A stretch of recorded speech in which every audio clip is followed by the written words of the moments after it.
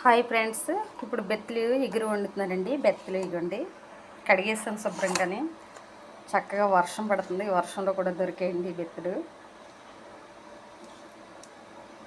ఇలా కడిగేసాను శుభ్రంగా, కారం ఉప్పు పట్టించేసానండి.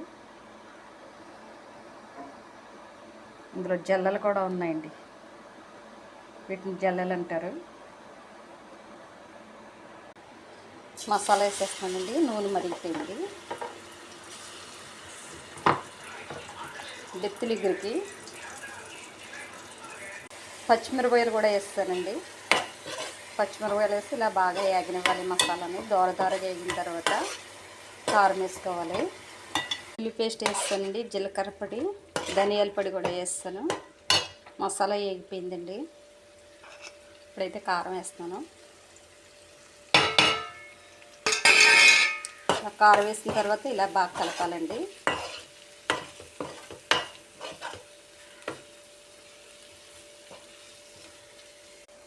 ఇప్పుడు బెత్తలు కూడా వేసేస్తున్నానండి.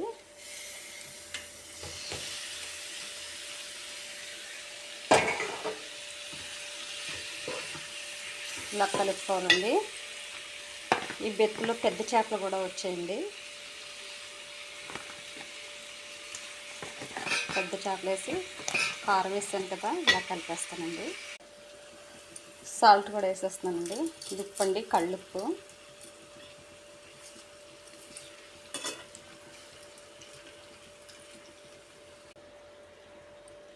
ఈ బెత్తలు ఎగురులోకి ఇలా చిన్న చింతపండు పులుపు పెట్టుకోవాలండి.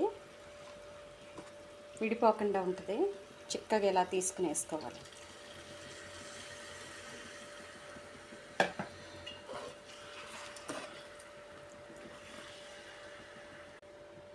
చూడండి, చింతపండు పులుపు ఇలా దగ్గరికి పెట్టాను చిక్కగా తీసి.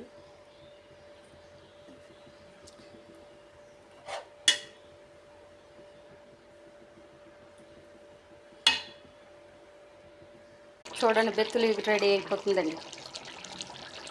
స్మెల్ కూడా చాలా అదిరిపోయింది.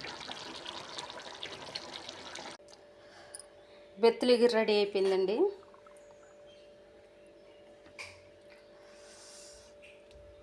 చూడండి, కలర్ఫుల్గా వచ్చింది. ఇలా చిక్కగా ఉండాలి. చిన్నది ఒక 50 గ్రాముల చింతపండు. 50 గ్రాములు కూడా పడలేమోటండి. జల్లలు ఉన్నాయి, ఇందులో పెద్ద చేపలు ఉన్నాయి, గిడసలు ఉన్నాయి, బెత్తలు ఉన్నాయి. ఇవన్నీ కలిపి బెత్తలు ఎగురు, కలగూర బెత్తలు ఎగురండి ఇది.